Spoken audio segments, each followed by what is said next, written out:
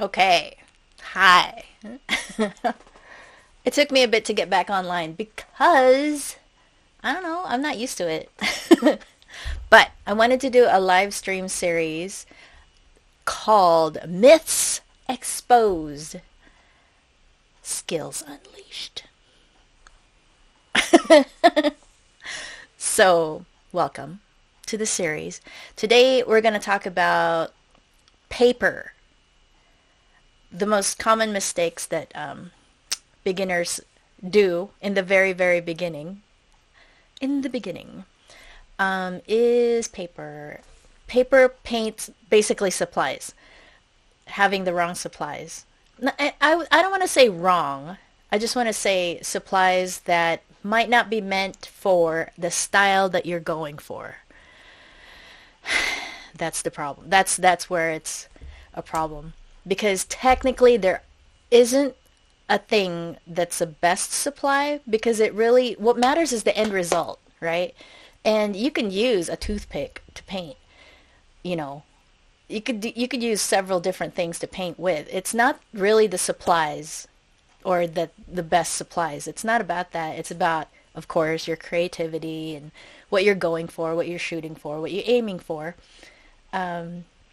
So it matters where you want to go. So from point A to point B, I don't know how that goes with your, how you see. But here's my point A, here's my point B, and there's different paths depending on where B is. That might be too complicated. But basically, let's start with paper. So paper, there's no such thing as the best paper because it, again, depends on the end result you're going for. But let's go specific to what I want to learn and what I love to do is more realistic type work, more controlling the watercolor. And with this and being able to layer beautifully and having soft blends, you really would want to use not overly thick, but a thicker paper watercolor, 100% cotton that is well sized. And sizing is the glue that's used for the watercolor in order for it to settle into the paper. And yeah, for the style that I like, which is, I call it hyper-realistic watercolor because it's a little bit more than just realistic watercolor because I consider realistic watercolor, it doesn't necessarily mean very detailed, right? But what I like is the very detailed. Not very, just detailed. So I don't know what to call it. But it does require knowing how to control the watercolor and ease of making corrections as needed. So, when I was a beginner, here's the thing. When I was a beginner, I thought I was going to save money because there are papers and it says watercolor on it, so doesn't that mean it'll work? Not necessarily. It depends on what you're doing. So I had bought, I think it was Canson XL, I believe is what I bought. And then I had a set of paints that I saw on YouTube, and they were doing a great job with it. But they were doing more urban sketching. And I just thought, everything works for everything. But different styles but different styles can get away with different supplies. So depending on the style, you could get away with not as expensive paper. And depending on your goal. And so what I wanted to do, and I thought that the supplies I had could accomplish the realistic type of painting that I wanted to accomplish. And all that happened was that I got very, very frustrated with trying to even just paint because it just wasn't doing what I wanted it to do and what I was expecting it to do and what the YouTube video showed was happening. Because I didn't know what supplies they were using. They probably said it, but I just thought, oh, I'll go cheaper and I can get these other supplies. So it does make a difference what you're creating and the look, the end result look that you like. Like some people will use Yupo paper, which is 100% synthetic paper, non-absorbent at all. It's almost like plastic, basically. I think it is. I'm not sure. I don't know what it is. But it's definitely not the cotton like arches, right? So, and it has a specific look. It has a certain look when you work with that paper. And it requires a different set of skills and different tools to work on that paper. So it's really, you kind of want to look at it like, what's my goal? And then the supplies will lend themselves to being discovered, because that's when you figure out, oh, these are actually the supplies that I need. Watercolor isn't just, oh, a set of watercolors. We're done. It's not. It's there's a lot to it. Not a lot. It's just, don't get overwhelmed. Just figure out the style you like, and then the supplies come second. Because of all the things I said. So I could think that's what it is.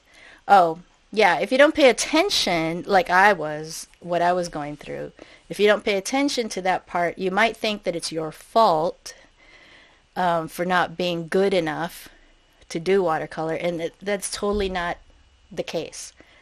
It really does depend on what you're going for.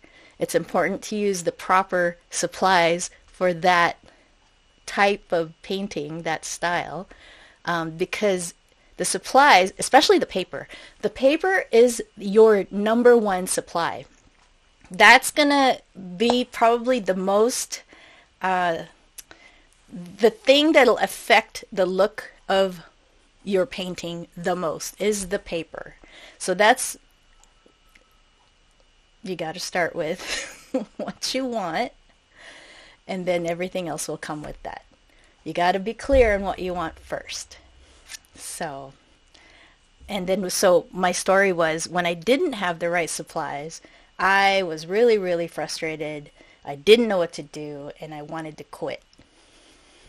And, well, of course, it was good that I wanted to quit because I was using the wrong supplies for what I was trying to do.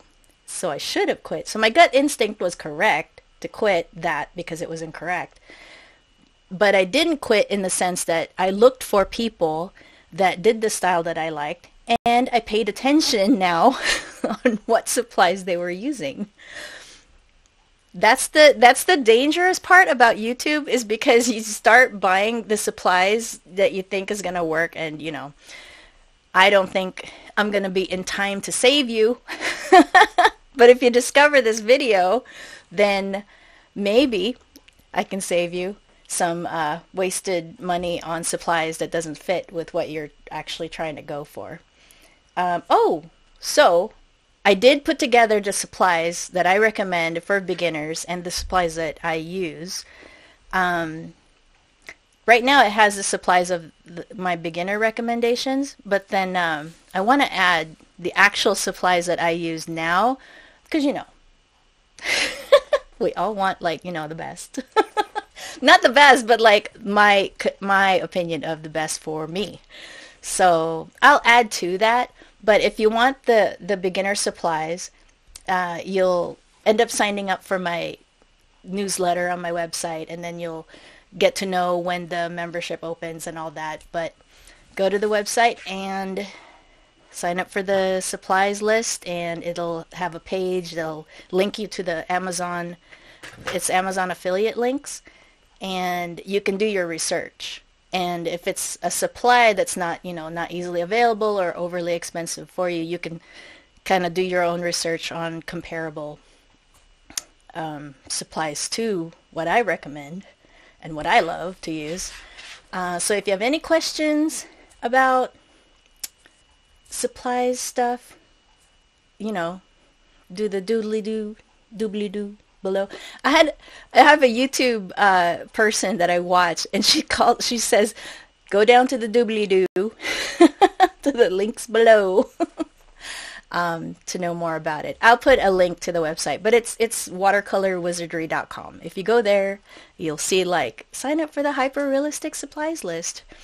And then you'll go through the process of that, and you'll see the supplies that I recommend. And eventually I'll add the supplies that I use. And the only big difference, I think, are the brushes. The brushes I posted on there are synthetic, very inexpensive brushes that work with details because they're smaller brushes. They're synthetic. They won't hold a lot of water, so it's easier to control, especially for a beginner. So those work really well, and they're only $10, I think, for the set of like 5 or 6 brushes. And I'm actually working on a painting right now where I'm using those brushes only.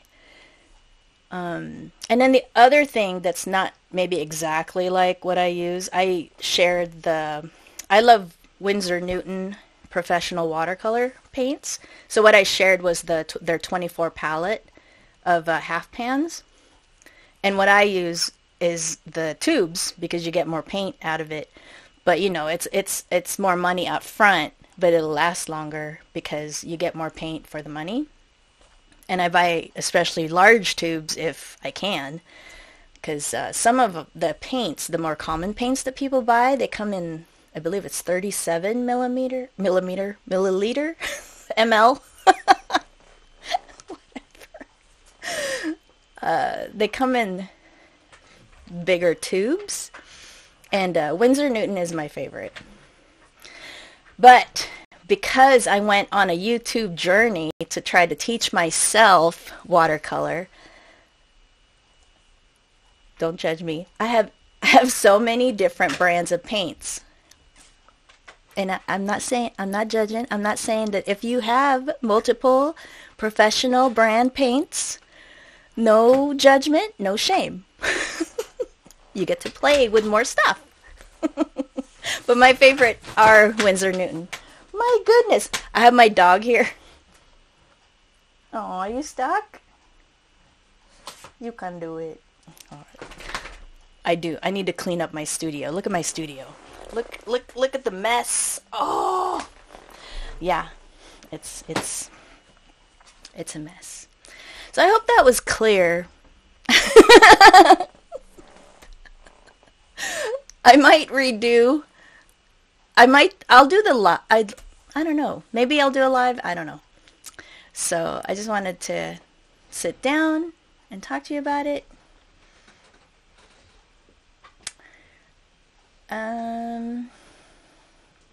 Yeah, the importance of paper. But before even paper, the importance of what you're wanting to do.